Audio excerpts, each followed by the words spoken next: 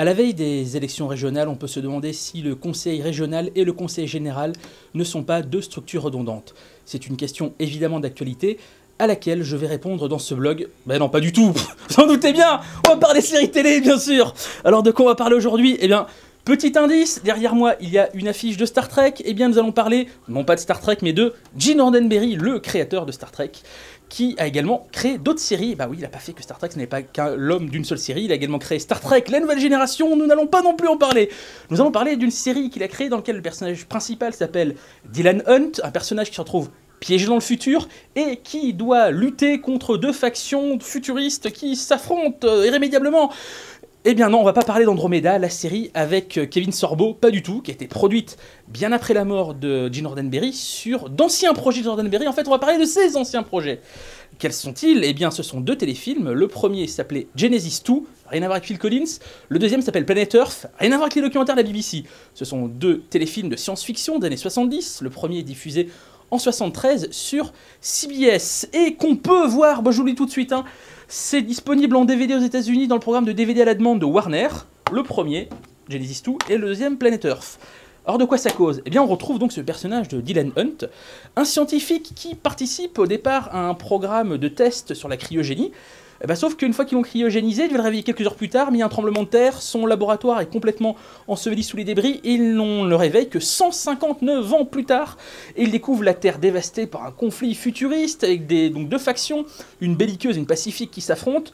Vous allez me dire, ça ressemble énormément à Buck Rogers. Eh bien oui, même si ça se passe pas dans l'espace, il faut se souvenir que la nouvelle des années 30 qui a inspiré Buck Rogers se passe sur Terre. C'est un mec qui se retrouve enseveli dans une grotte et il se réveille dans le futur et il y a deux factions qui se battent. Eh bien c'est quasiment la même chose dans ce téléfilm de Roddenberry. Alors, est-ce que c'est intéressant, hormis le fait que c'est Roddenberry? Très honnêtement, absolument pas. C'est complètement kitschissime, ça n'a que très peu d'intérêt, c'est pas du tout original.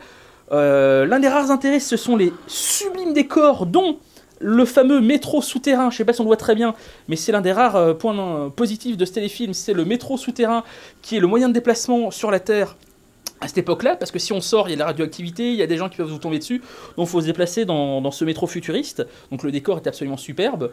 Autre intérêt, peut-être les acteurs. Dans le premier, le héros, dans Genesis 2, donc c'est Alex Cord, pardon, qui joue Dylan Hunt. Alex Cord, ça vous dit peut-être rien, à vrai dire, moi non plus, sauf que j'ai découvert très récemment que c'est lui qui jouait le boss de Supercopter, vous vous souvenez, le mec avec le bandeau sur l'œil.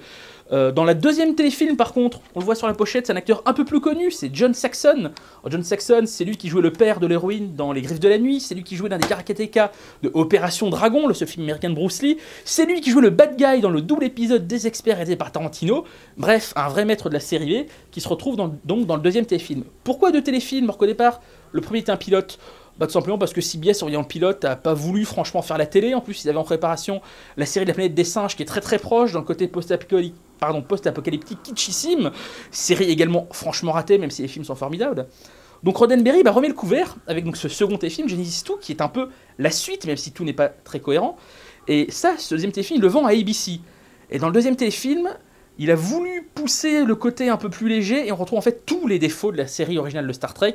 Vous allez tout de suite comprendre, vous savez, dans Star Trek, le Captain Kirk est un womanizer qui draguait toutes les femmes dans l'espace. Bah c'est pareil, Dylan Hunt, dans ce deuxième téléfilm, doit affronter une société qui est dirigée par les femmes, évidemment en séduisant la chef principale de la tribu, il va lui faire découvrir la raison, bien sûr, scénario simplissime, digne des pires heures de Roddenberry.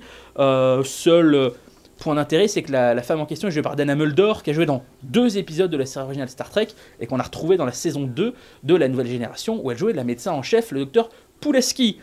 Alors voilà, ces 2 témoignages de l'œuvre de Roddenberry sont quand même intéressants à voir pour comprendre un peu ce qu'était la SF télé des années 70, c'est-à-dire un truc dans son ensemble quand même pas très brillant.